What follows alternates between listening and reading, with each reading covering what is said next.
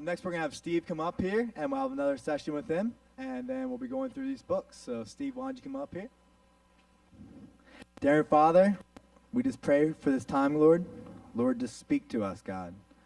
Lord, I just pray that for all the hurt in our lives, God, all the broken relationships, Lord, I just pray you bring them to our attention. And, dear God, that we can just talk to the people that hurt us, and that we can just forgive people, and that other people can just forgive us. God, I pray for all this in your name. Amen. Amen. Okay, you got this thing there? Does it come through? Awesome. I don't know how many of you have ever been, probably none of you, have ever been in a room where a birth took place. But I'm going to tell you what happens. A little baby comes out of mama, and the little baby is connected to mama by a little cord. That's what your belly button came from, okay? And that cord connected you to your mama, and that's what kept you alive inside there. When you come out, and the doctor turns you over and smacks your bottom, and you start coughing,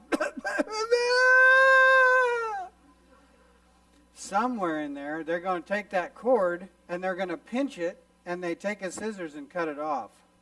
That disconnects you from your mother. And whether you realize it or not, you are wounded coming into this world. All of us are hurt when we come into this world. It's part of being born. Whether you are going to go through life or not without being hurt is not even a question. That yes, you're going to get hurt. Hello. The question is, what are you going to do with it? So we're going to start out today with a little video. I think you might have to, I don't know how it's done, but you might have to kill these lights up here so they can...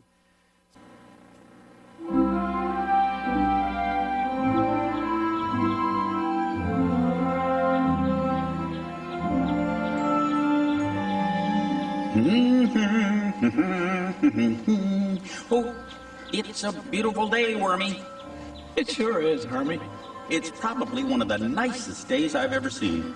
You said it, Hermie. I'd have to say, of all the days I've ever seen, this one ranks about Wormy. Wormy. Help, Hermie. Help me. Wormy, how'd you get in that mud puddle? That's very dangerous, you know. Mud puddles are hazardous to your health. Yeah, I know. Just get me out. I'll get help. Don't go anywhere. That's the problem. I can't go anywhere.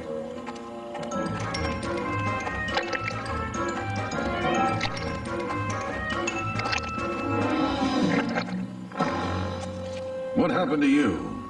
I fell into a mud puddle. I'm sinking. I remember when I fell into a mud puddle. Seems like just yesterday. We were under heavy attack. The enemy was all around. Bombs were exploding to the left, to the right. Run, I cried. As I did, I fell into a mud puddle. I was there for 3 days. 3 long, hard days. I tried everything to get out, but it was no use. I had to eat the mud to survive. Eventually, a squad came by and pulled me out.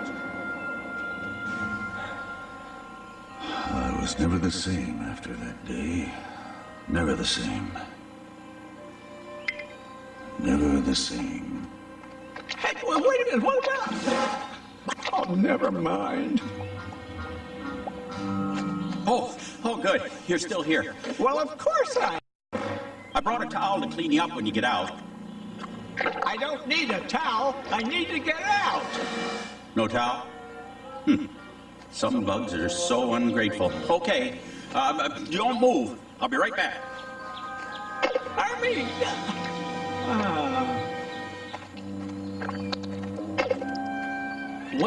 Well.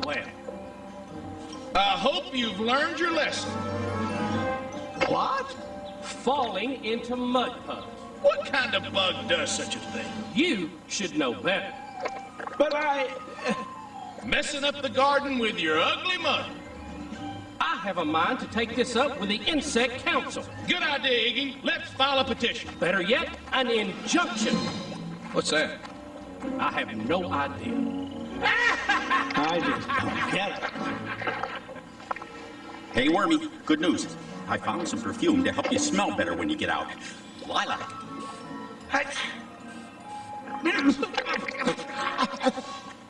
I don't need to smell better when I get out. I need to get out. You know, you should take better care of yourself. You know, a little deodorant wouldn't hurt. Think about the rest of us for once. I can't believe this. No!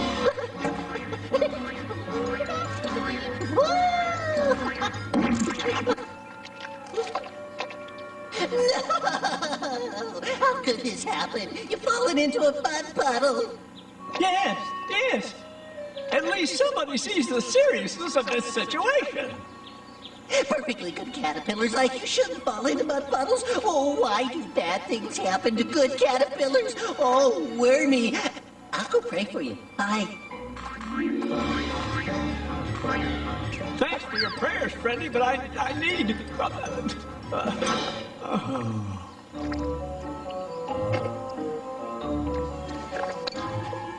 Wormy, I know it's been difficult, so I'm going to write your memoirs about your time in the mud puddles.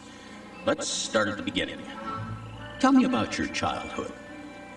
I don't need to write my memoirs. I don't need stories about the time someone spent in a mud puddle. I don't need a towel or perfume when I get out of the mud puddle. I don't need people telling me how bad I am for falling into a mud puddle. I don't need someone crying that I fell into a mud puddle. I need help getting out of the mud puddle. Well, why didn't you just say so?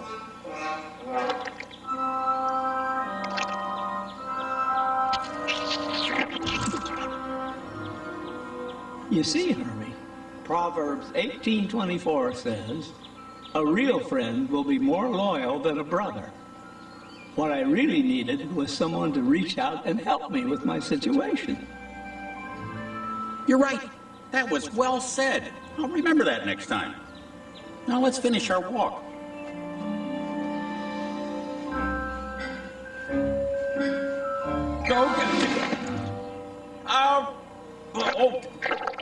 A little help. Wormy, why are you smiling like that? Okay, I've learned my lesson. You're going to get a stick, right? Wormy? Wormy?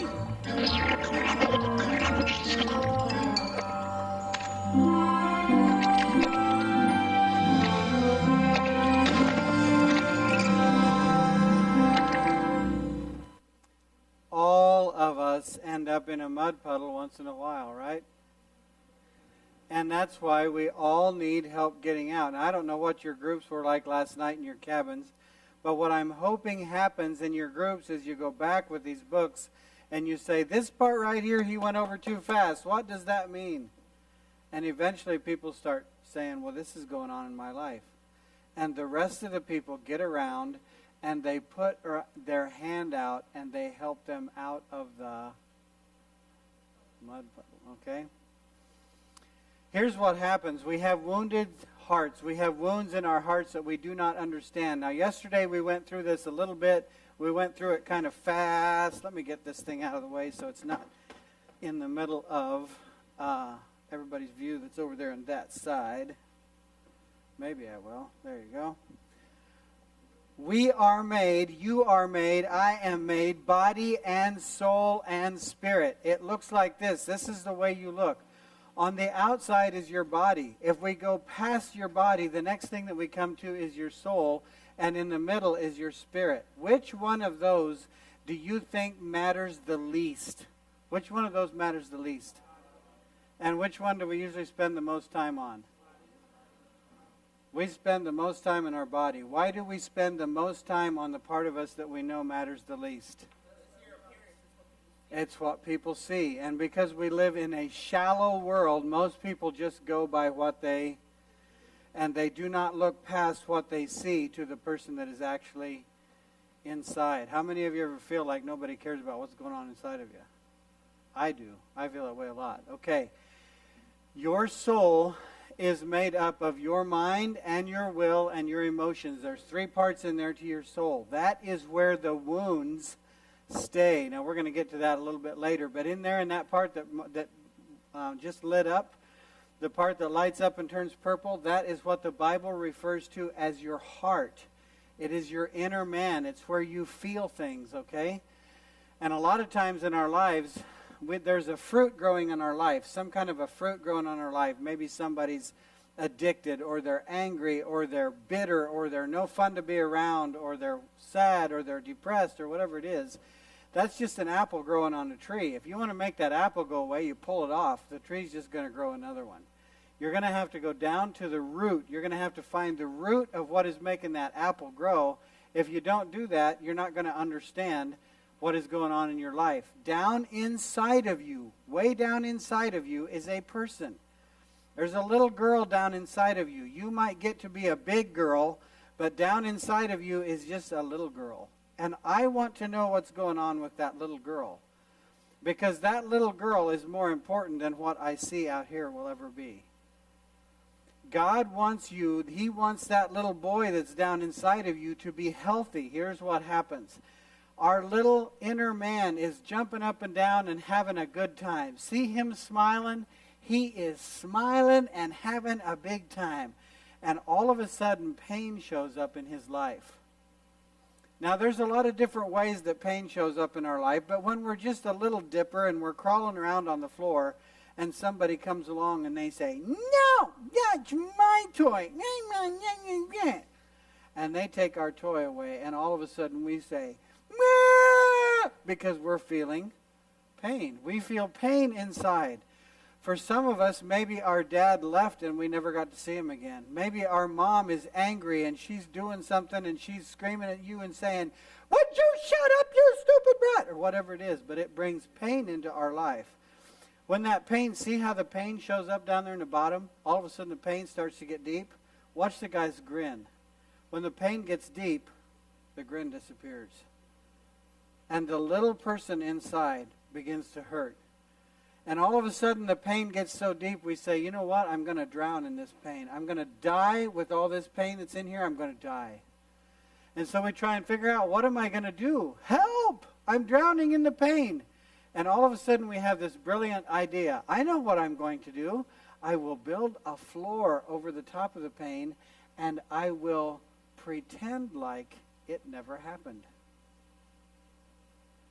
I will go to school and I will smile because I saw him smile and I saw her smile, and they come to school and everybody likes them, so I'm going to be like them. So we go to school and we say, "Hi, how are you?" And we pretend like none of the pain ever happened.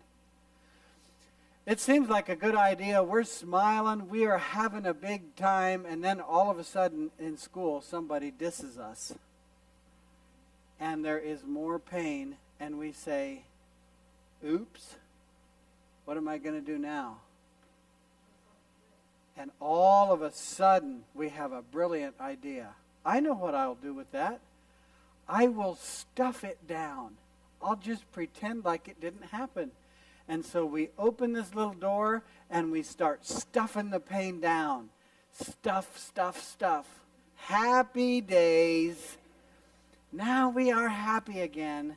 And we're stuffing this pain down, and we're walking around, and people say, "Is there, what's going on in your life?" And we say, "Oh, nothing. I'm fine. I'm good, man. Everything good." But listen to me. Somewhere in your life, this is going to happen. Somewhere in your life, you're going to hit an event that you cannot handle. Somebody close to you dying. Somebody that you love leaving you. Somewhere in your life, something very painful is going to happen. And we get hit by the truck of life. And all of a sudden, our life goes to pieces. And we are in serious trouble. Because we did not deal with the pain as it came up. You see, in here in our soul, in this part in here in our soul is where these wounds are. If somebody screams at you when you're 5 years old, and they say, "Get out of my way, you stupid brat. You ain't never going to amount to nothing." It doesn't leave a very big mark on your head, but it leaves a big mark in your soul. And 10 years later, you will still have those marks in your soul. Do you understand that?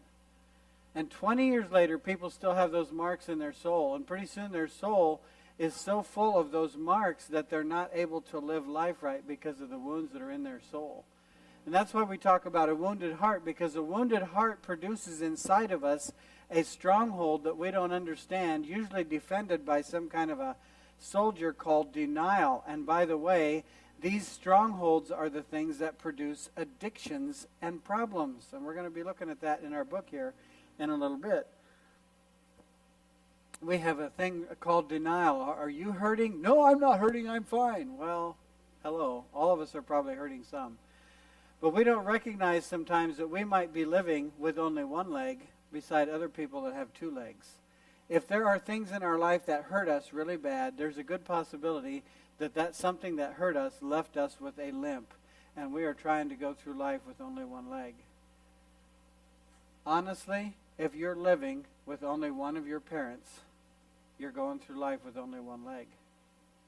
You may not recognize it, but that's the way it is. I know, because I grew up that way.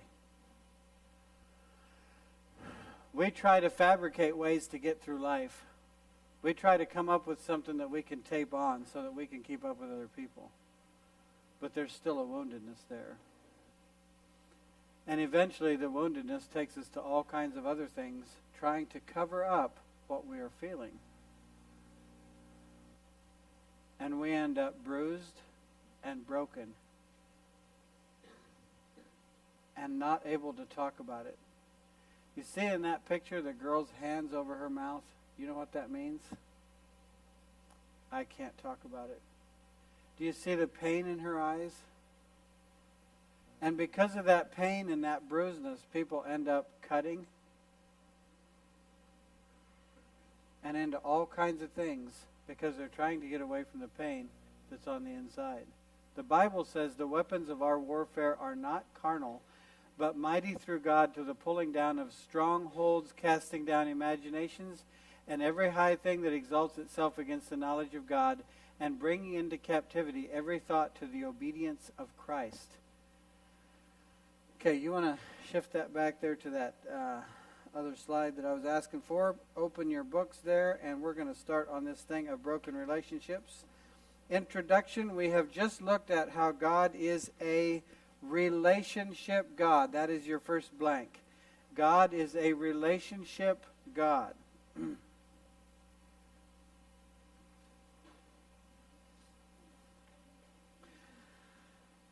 Okay, God is a relationship God. God is a God who wants relationships. Everything God ever told you is about relationships. Now, we're going to look at our inner hurts and damaged emotions, our soul wounds. You see this diagram up here? The wounds are in our soul. Those are the things that they happen both to us and by us. Now, I'm going to do just a little bit of a demonstration. You know, come up here. I'll pick on you this time. If there's two people that are connected, remember you did this yesterday. This is connection. It's life. This is separation, which brings death, and it brings a woundedness. If there's two people that are brothers, or if this is a father and a son, it doesn't really matter which one of them separates the relationship. Both of them are going to be hurt. So you see, if I'm the father and I say, yeah, it's a bad son, he just is a worthless old guy, you should get rid of him. That leaves a wound on him, but it also leaves a wound on the dad. And if the dad is doing that to his children, the dad is walking around with more wounds than he started with. Do you understand that? So when there's a relationship in your life and that relationship gets cut in two, it doesn't matter whose fault it is, you're going to be hurt by that. Because God did not intend for that to happen. God intended for the people to be connected. And if that thing gets separated, somebody's going to be hurt. In fact, everybody that's involved is going to be hurt. Do you follow that? Okay, thanks. It doesn't matter if it's to you or by you. Many of us as humans have wounded those close to us. As we study this information and find healing in our own life, consider how you may help those you have wounded. So, one of the things we want to look at in this whole thing is not only how we have been hurt, but how we have hurt others. Thank you very much. Now, freedom is a process and a way of life, okay? Part of the responsibility is ours, part of it is God's. We cannot do his part, he will not do ours. Let's begin with three major relationships of life. We looked at that in the last book. Relationship with. Very good. All of us are born with needs and desires. Next page. Three basic needs. All of us are born with needs and desires. Let's look at some of them and where they are at now. Do you remember yesterday that we said that Jesus is over here and Jesus is the truth? Satan is over here and Satan is a... Thank you. Now look at the first box there. It says positive. The number one need that we have as humans is we have a need to belong. We want to belong. So on the positive side, it says, I'm wanted. I am cared for. I am enjoyed. I have a we group. On the negative side, we feel rejection. We say, nobody wants me. I'm not cared for. Nobody enjoys me. And I don't have a we group. Now I want you to notice that in the one box, everything agrees with Jesus. And the other box, everything agrees with Satan.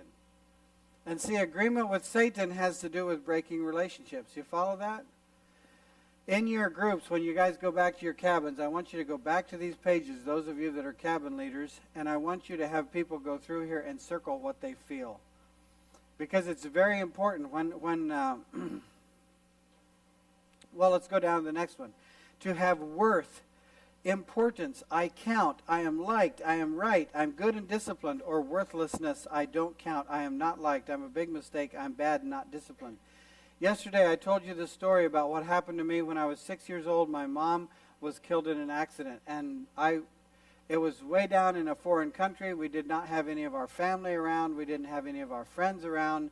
The accident happened out in the road somewhere, and there was no 911. There was no police that came. There was no ambulances. There was nothing. And we had to try and deal with all these people, and one of my sisters had a broken neck, and one of them came out of the camper and hit the road and broke her jaw, and we had to deal with all these people in an old 1954 Ford pickup and try and get them to a hospital along with the bodies that were there. And then we end up, some of them you don't know if they're dead or alive, and when they get there, the hospital says, well, we know we can't save this one, and we know we can't save this one, we're going to try to save this one. And the next day we take 3 of them out and we bury them in southern Mexico. And I'm 6 years old. We come back home and I start to school. It was August, and we got back home, and as soon as we got back home and they had a memorial service, I started to school. And when I started to school, my mommy was gone. Now, my mommy was a real loving person all the time, and she was one of these people that would say, are you okay, and do you have enough to eat, and did you wash behind your ears, and all this kind of stuff. She's always taking care of us all the time, right? And all of a sudden, she's gone. And nobody cares how I dress. Nobody cares what shoes I have on or anything. And I go to school that way. I didn't have pencils. I didn't have colors. I didn't have anything that anybody else had that went to school. And I got to school, and I was scared, and I cried, and school had already been going for 2 weeks. All the other kids already knew each other. I didn't know anybody. Now, I want you to look at that top box on the right side and look at those things that are there. I am not wanted. Do you suppose that I felt like I was wanted or not wanted? I am not cared for. Do you see how the broken relationship started to put lies in my mind? Because the relationship was broken, all of a sudden I'm saying I'm not wanted, I'm not cared for, I don't have a we group, I don't count, I'm not liked, I'm a big mistake. Down in the bottom, accomplishing things. The positive side, I can do it. I'm adequate. The people around me will help me. I can handle my responsibilities and I get along with people. See, there's a confidence in that. Look at the other side, hopelessness. I can't do anything right. I'm a useless failure. Nobody's going to help me, and I don't get along with people. You know what happens in if you're walking around, if you're just kind of hanging out in your house or in your community or in your school or wherever it's at, and you stand up a little bit. You're just kind of walking around there, and you're really not paying attention. You're just walking around, and all of a sudden you kind of go at somebody like that. And they say, dude, what's with you? Man, look where you're going. You know where that comes from? Somebody is feeling disrespected, right? You know why they're feeling disrespected? Look at these boxes on the right. Because they feel inside like I don't count and I'm not liked and I'm a big mistake and I can't do anything right. And somebody bumps against them and they just explode.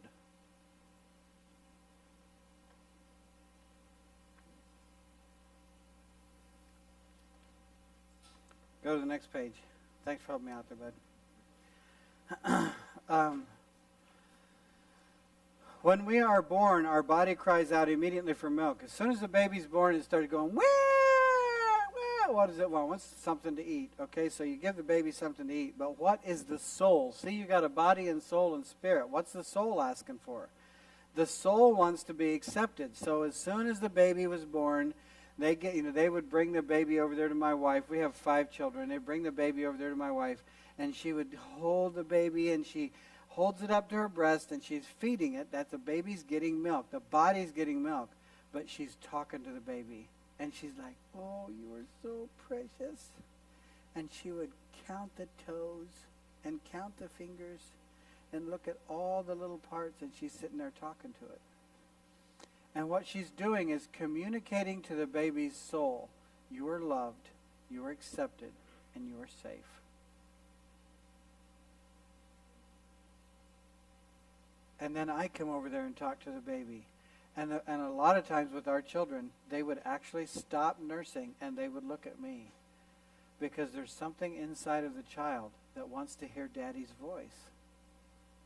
And I would talk to them when they were inside their mama. I would talk to them. I'd lay my head on her tummy and say, "Hey there, little bugger, give Mommy a couple of good kicks." And the baby would kick, kick, kick. Yeah, that's a good boy. Then when he's born, he's sitting there and I start talking to him and I say, "Hey, this is your daddy. I love you." And they hear the voice and they would turn to the voice, even though their eyes can't see yet. And they really can't function like you and me can because they haven't learned what a color is. They don't know up and down. They don't know anything. They would turn to that voice because there's something inside that wants to feel loved and connected. You get that? What do you suppose happens if that connection's broken? See, that little heart that doesn't understand anything has a broken connection before it even knows how to see. My wife was born to an unwed mother in Portland, Oregon.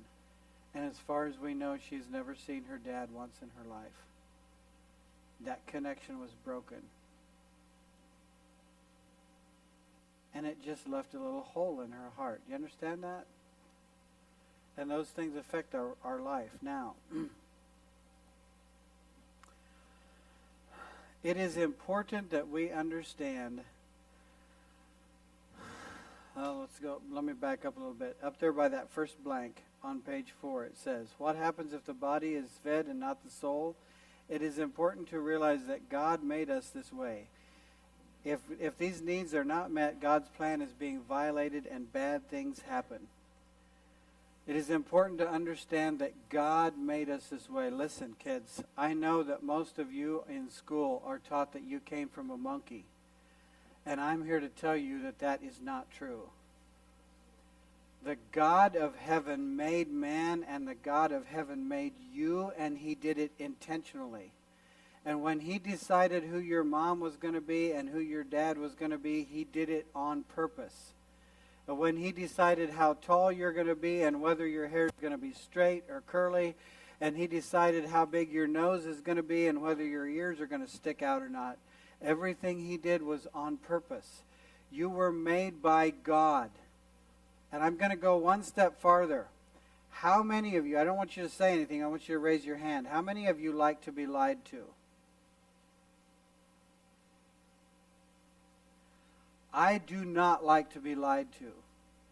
Being lied to saws me off. I get upset when people lie to me. Why would you do that? Just tell me the truth. Amen? When you go to school and they tell you that the world evolved over millions and millions and billions of years, and that you actually came from a fish or a monkey somewhere, you're being lied to. And the people at the top of that system know they are lying to you. Don't buy it. If you go to first grade and fourth grade and 10th grade and college and graduate school, they're still going to be telling you that you came from a monkey. And it's a lie from the beginning to the end. I grew up on a farm, okay? Maybe this is too far for where we're at here in this conversation, but I'm just going to whip this out there, and you guys can roll it around and stick it in your theological pipe and smoke it.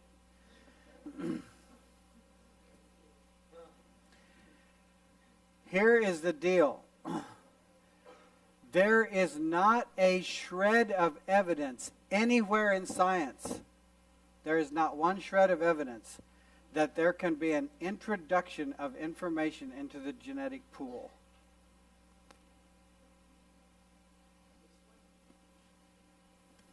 Okay. You know what a wolf is? Okay.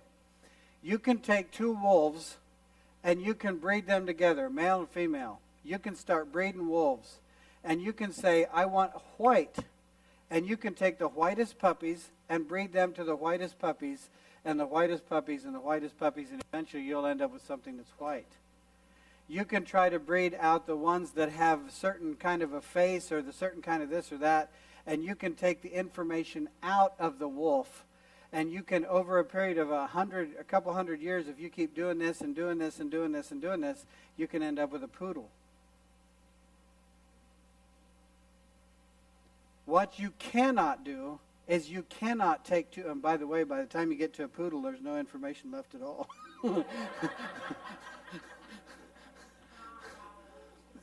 What you cannot do is you cannot take two poodles and breed back to a wolf. You can't do that. If you want to take two poodles and breed them all the way back to a wolf, you're going to have to introduce every other kind of thing that you've bred out. You're going to have to introduce the bulldog, and you're going to have to introduce the St. Bernard, and you're going to have to introduce all the other information back in. In other words, information can be taken out. It cannot be put in. Science knows this. This is not a secret. They know this is true, and yet they'll still tell you that you came from a fish, which is scientifically impossible. And every time I go to one of these state parks and I read how this was formed over 50 billion years, I want to slap somebody because I feel lied to. They know that's not true. God made you. It's very important you understand that God made you. Now, in the middle, often these painful feelings are cemented into our heart through physical abuse, sexual abuse. Deep feelings of rejection, fear, insecurity, guilt, shame, and anger begin inside of us when we are violated. Often these same painful feelings are cemented into our heart through physical abuse, sexual abuse, or mental abuse. Then all decisions in life become controlled or colored by our pain. If you slice open your finger accidentally, what is your first response? If you're working with something, you're trying to open a can, or you're peeling a potato, and all of a sudden the knife goes through your finger, what's the first thing you do? You cover it up. The first thing you do is go like this. Ow! Oh, oh, oh, oh. You see how you're covering it up? Our first response to pain is to cover it up. When you and I get hurt, our first response is cover it up. If somebody gets sexually molested, if there's a little girl and somebody takes her and sexually molests her, you know what the first thing is that they will tell her? And the first thing is she will believe about herself. I can never tell anybody. Cover it up. If you're living in a home and dad and mom get into a fight and dad goes away and never comes back, your first response is cover it up. Don't tell anybody. Our first response to pain is to cover it up. And down at the bottom of that page is lie number 1. If I cover it up, it will go away. That is a lie, by the way. It is not true, and believing a lie is agreeing with Satan. Next page, the response. If you're being burned by a hot stove, only the immediate matters. One of my little boys, when he was just a little dew hopper, he was crawling around on the floor one day, and my wife was baking some stuff in the oven, and she had the oven turned way up to like 400 degrees. And he came over to the oven like this, and he goes up on the side of the oven, and he put his hands against the side of that glass. And he stood there and screamed, and his hands, we ended up taking him to the doctor, and they put all kind of stuff on his hands. And so for a number of days, he had all this salve and stuff on his hands and had socks over his hands so he wouldn't get them dirty. And he would just sit there. If you put your hand on a hot stove, what do you do about that? Take it off. As a matter of fact, if you are standing somewhere like this and you lean against the stove and it's red hot, not too much else matters, does it? It doesn't matter who's watching you. It doesn't matter what else is happening. It doesn't matter if you're hungry or thirsty. It only matters that you get away from the stove. You follow that? In other words, if there is a whole bunch of pain in your life, you are going to respond to the pain right now. Now, if you put your hands on a stove and it's hot, and somebody says, if you would just be quiet and not move, for 5 minutes I will give you $1 million. What would you do? You would move. You would move, because only the immediate pain matters. Do you understand that? So when we have a whole bunch of pain going on in our life, we will make decisions based on right here, right now. We do not think about the future. We only think about right now. We don't think about the past. We don't think about the future. We only think about right now. Do you follow that? Thinking about right now is what gets people in trouble. We want to look at what it's going to take for us to start making decisions about the future. If you go to school and you feel like goofing off or sleeping or whatever else, but you have a test that day, and so you sleep through the test, that's thinking about right now. It's not thinking about the future. Because if you sleep through that test and you end up getting a bad grade, and 4 years from now, 3 years from now, you decide you want to go to college, and the people at the college are looking at this and they're saying, yeah, F on that test and F on that one, and I don't think we want you here. And then you go somewhere and try and get a job, and they say, well, bring us your high school papers. Bring us your resume. And so they look at your high school papers and they say, oh, did not show up for school. F, F, F. I think we'll hire somebody else. And we make decisions about right now, how we feel right now, not understanding that those decisions are going to affect us in the future. Okay? Now, Paul, there's a verse there about how Paul talks about it. Paul is stating how he thinks. He says, brethren, I count not myself to have apprehended, but this one thing I do, forget the things that are behind, reaching forth to the things that are before, and I live now. Down at the bottom, these things the things behind Paul, he laid down. The blanks down there in the bottom of page 5. The things behind Paul, he laid down. Okay? He reached forward to the future while living in the present. The things behind Paul he laid down, reached forward to the future while living in the present. The focus is on the future. The focus is on the future. Living for the future. The most successful lives are lives that are lived for the future. Okay? Got that? If we do not readily deal with the past, it becomes our future. Repressing past painful events does not make them go away. When we have been hurt inside, page 6, when we have been hurt inside, the natural response is to recoil. The feelings well up inside, fear and anger and all that. Picture a small child when a favorite toy is grabbed away. And so they live in their pain. They're not thinking about the future. They're thinking about right now. The problem with that is it is one-dimensional. And it is okay when we are a baby. It is not okay when we are growing up to be adults to make those kind of decisions. That diagram down there on the bottom of page 6, I'm not going to go into that a lot. If you as group leaders in your cabins, if you want to go into that, you can. But what it represents is that when a person is born, you see the mom and dad over there clear on the left side, when there's a break in the relationships, by the time the child is 12, they're getting into drugs. By the time that they are 14, they're getting into immorality.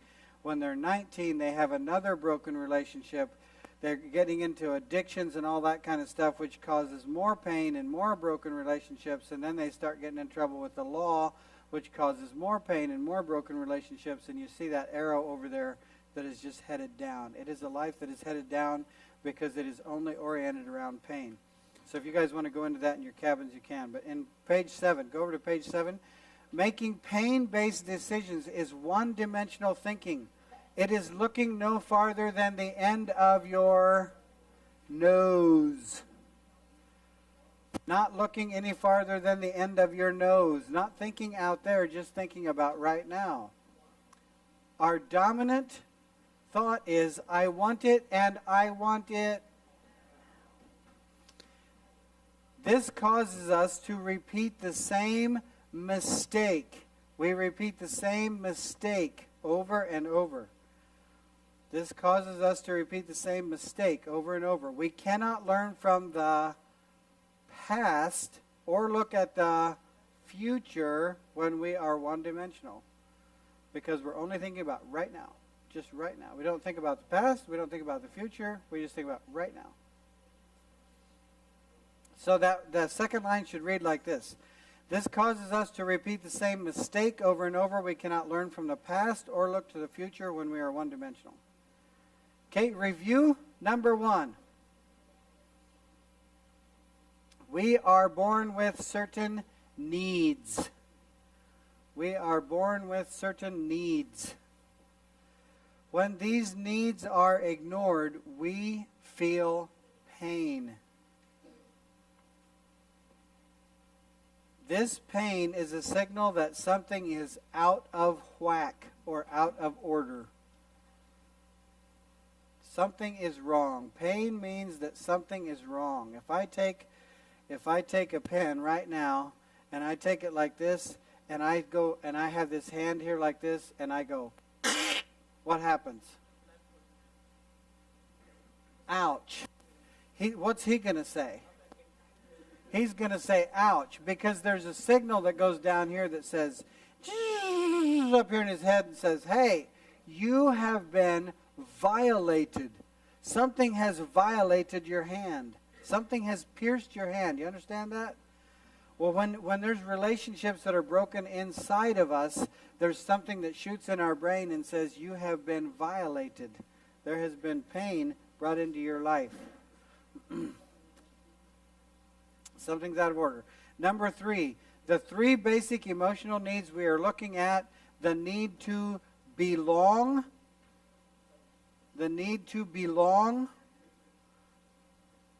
the need to feel like we are worth something, and the need to feel that we can accomplish things. And by the way, these 3 needs are the reason that people end up in churches, and they're also the reasons that people end up in gangs. Because they're trying to fill that need to belong, the need to feel like we're worth something, and the need to feel like we can accomplish something. Number 4, 3-dimensional thinking. Now, and by the way, did you guys get those? Is everybody okay? Do you need me to go back and go over some of this? I went over it too fast yesterday. Got it? Okay, number 4. 3-dimensional thinking is making decisions in the present based on the future. On the future.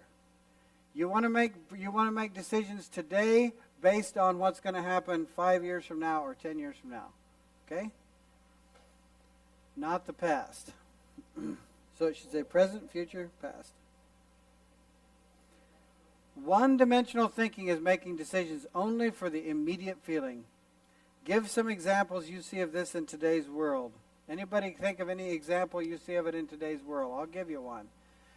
A couple of weeks ago, there was a deal here where some people decided that they're going to run around here on a Sunday night or something and see a house. And when they're sure there's nobody in it, they're going to walk in the house and they're going to get a bunch of stuff, right? That was a decision that was based on the immediate. They were not thinking about the future at all. They walked into that house, there was somebody there. And the woman said, "Hello, what are you guys doing here?" And so they end up beating her up, and eventually they end up killing her, right? That was a decision that was based on right here, right now, with no thought to the... Do you realize that kid that walks in there was, 16 or 17 years old and was involved in that? There's an excellent possibility that he is going to sit in a cell somewhere until he's my age. That is a long time to sit in a gray cell and look at bars. Somebody was not thinking about they were only thinking about right here, right now. And those are the kind of decisions that people make when they're thinking about right here, right now. Bottom line, our soul is our mind and will and emotions. Your soul is your mind and your will and your emotions. Next page, the wound.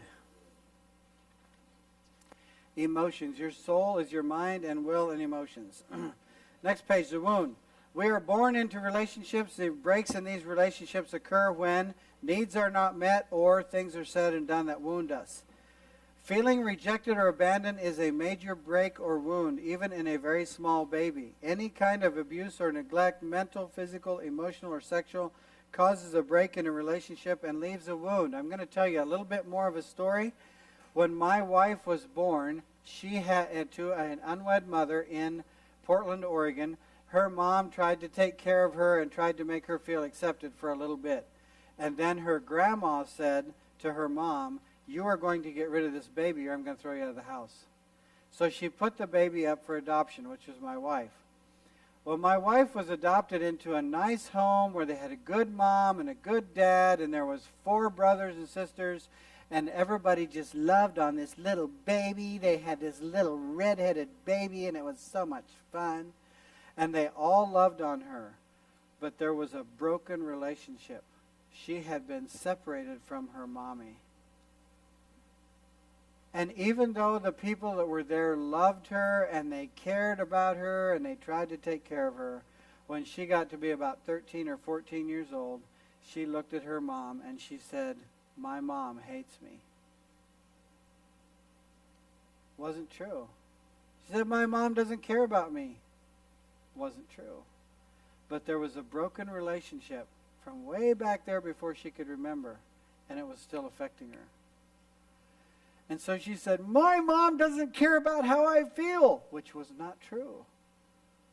So she goes in her bedroom at night and she opens the window and she gets out and she runs into town and starts getting involved in all kind of things that nobody should ever be involved in. And she starts to wreck her life and her future because of something that happened way back there when she was a little baby and can't even remember it.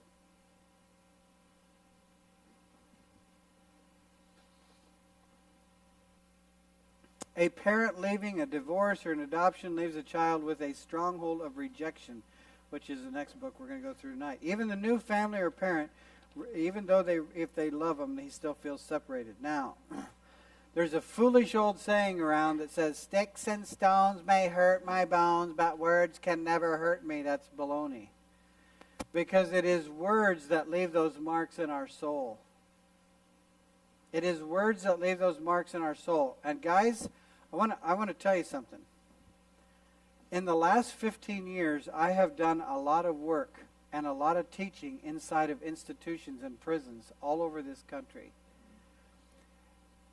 And when I ask the people in the prison, whether it's guys or if it's girls in a women's prison, when I ask the people, What is the worst thing that somebody ever said to you? What do you think their answer is?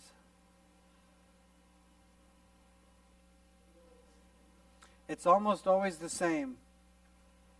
In every institution I've ever been in, it's almost always the same. The words that they say is that somebody looked at them and said, "You piece of trash, you ain't never going to amount to nothing."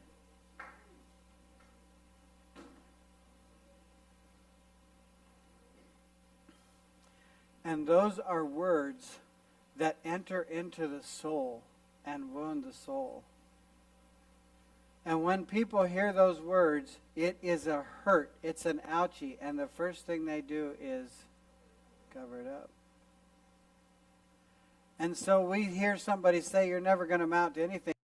When we go out there to play basketball, we're going to make sure we amount to something. And we start to fight, and we get into all kinds of trouble. We talk too much. We shout. We don't listen. We a whole bunch of other things because we're going to prove, but we're doing it out of a wound. That makes sense? Again, in your classes, there's some lines down there for you to fill out. Page number 9, broken link, a human wound. The wounds we receive in our soul and our mind, will, and emotions are very real. Time alone does not heal them. Some of the longings we feel as a child left unfulfilled torment us for a lifetime. Hope deferred makes the heart sick, but when desire comes, it is a tree of life. If someone hurts us repeatedly, especially in the same way, we get angry. As a baby, we can't help it. The response is in our nature. But we are not babies anymore.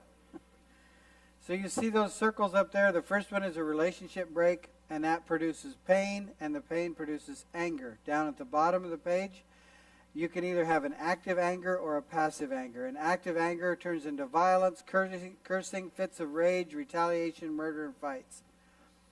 The passive anger is suppression, sulking, bitter roots, reclusiveness, loner, and a grouch. All of it, of course, was done by Satan because people made agreements with Satan. Agreements with Satan are sin, and sin breaks relationships. Every step in the previous diagram is an agreement with Satan, page 10. Somewhere, somebody needs to break this cycle. Only Jesus can bring freedom. For this purpose, the Son of God was manifested that he might destroy the works of the devil. The freedom we seek is a process, a choice followed by a way of life that will put our past behind us. In part 4, we will begin to release the sack of garbage we carry from our past. We can be released from the pain, but only through Jesus Christ.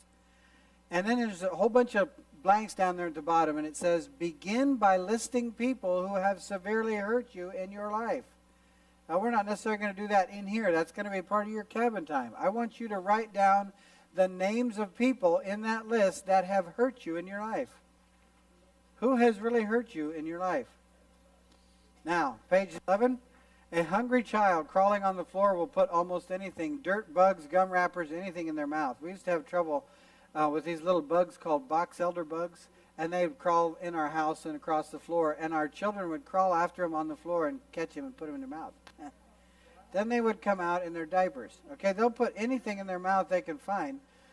If we are hungry continually, we will put anything in our mouth, any kind of emotional thing in our mouth to try and solve we're just trying to feel loved.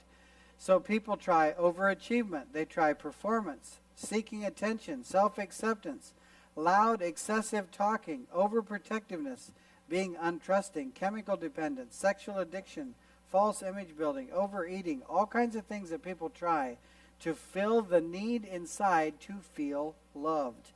In spite of all our effort, we are still left with feelings of insecurity, worthlessness, guilt, and shame. The relationships remain broken and our rejection remains.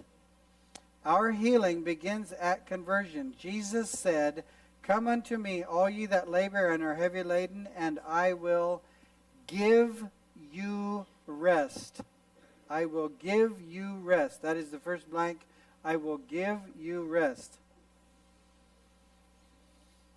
Take my yoke upon you and learn of me, for I am meek and lowly in heart, and ye shall find rest unto your souls. The second blank there is find rest unto your souls. This part up here in this diagram that has all those little ugly things on it, that is the soul.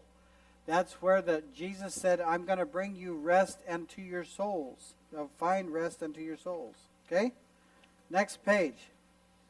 If something is not working right, it's working wrong. If something is working wrong, if it is malfunctioning, it is called dysfunction. That first line up there at the top of page 12 is dysfunction. Let me see. Actually, at the top of the page, it says human dysfunction. So you can see how to spell it because it's right up there at the top of the page. Dysfunction, right there. This dysfunction not only happens in us, but many times it is played out against us. Now, here's what I want you to see in this, in page 12. As humans, because we had no choice in the matter, we tend to blame God. But God never intended for people to be dysfunctional. For example, how many of you ever thought about it that maybe your mom was hurting? Maybe your dad was hurting. And if they were hurting, maybe they were dysfunctional. And if they were dysfunctional, they brought that dysfunction into your life.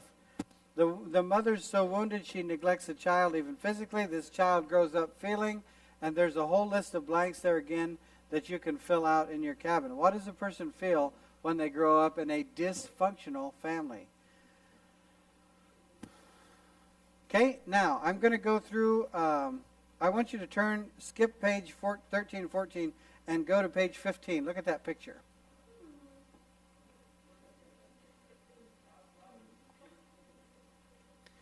Do you see that picture on page 15? That guy on page 15 is in a lot of trouble. He is trying to walk along, but you see between his legs down there on the ground is a self-pity kitty. And he is covered up with all kinds of guilt and shame and doubts and anger and hurt and pain and bondage and ye old bags of tricks and lies and defeat and bitterness. He's in all kinds of trouble.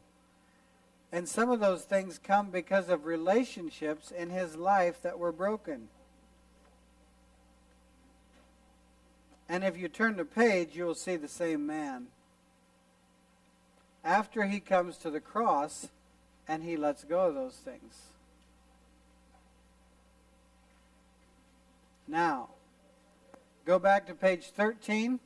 We're going to fill out these blanks, and I want you to go back to your rooms then, your cabins, and you're going to have some time to look at some of this and bring it to the cross so that you can get rid of those things that you're carrying.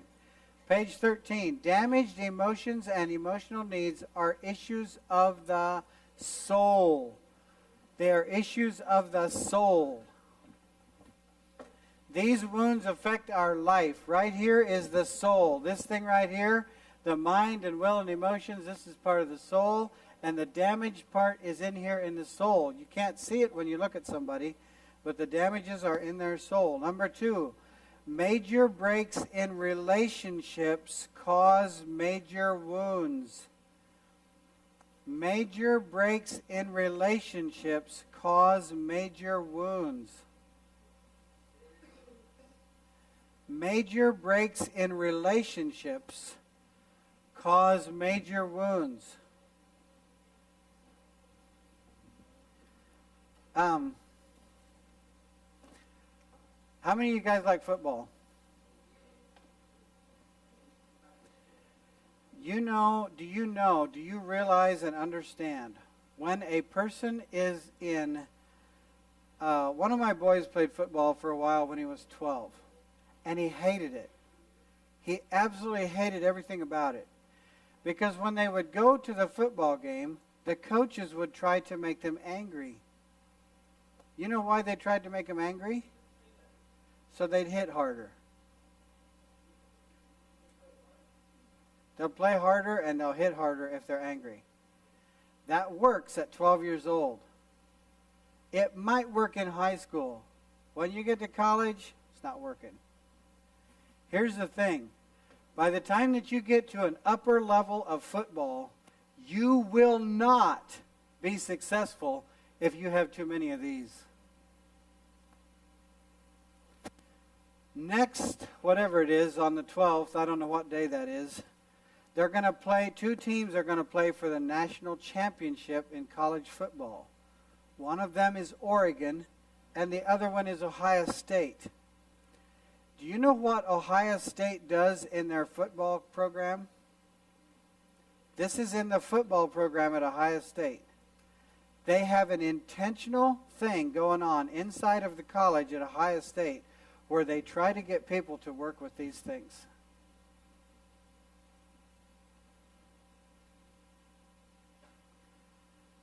Now, I don't know that it's necessarily Christian, but they're trying to get them to work with the wounds in people's lives. And it is one of the reasons that they are playing for the national championship. Because the coaches at Ohio State understand we don't need the best talent in the nation to win. We need the best souls.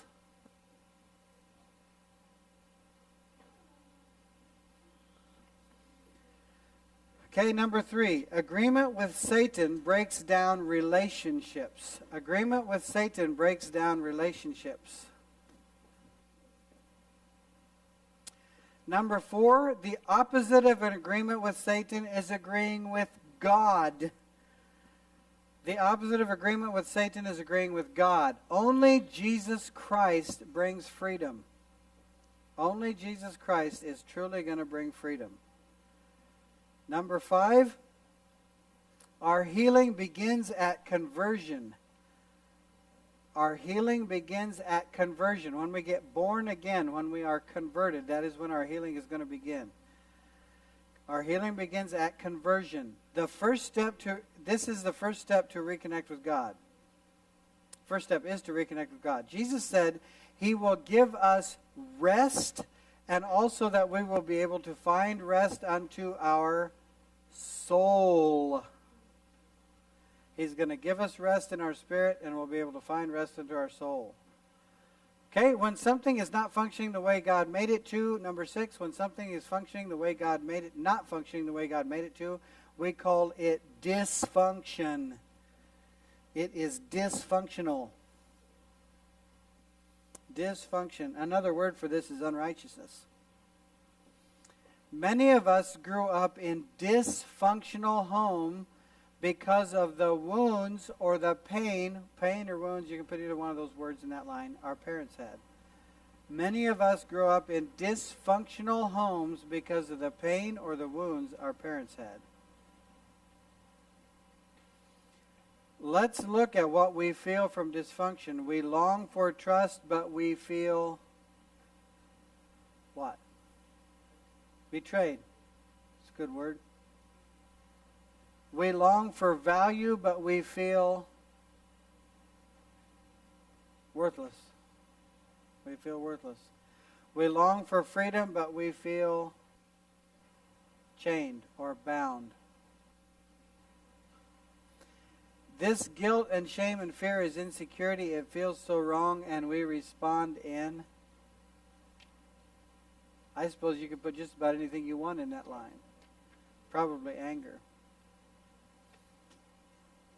Okay, I want you to go back and look at that, and you can look at that picture back there in the back and see how many of things. Hang on. You got to be dismissed by your own bosses here, not by me. But I want you to go back and look at that stuff. All right. Let's pray. Dear Father, we thank you for another time of prayer time, God.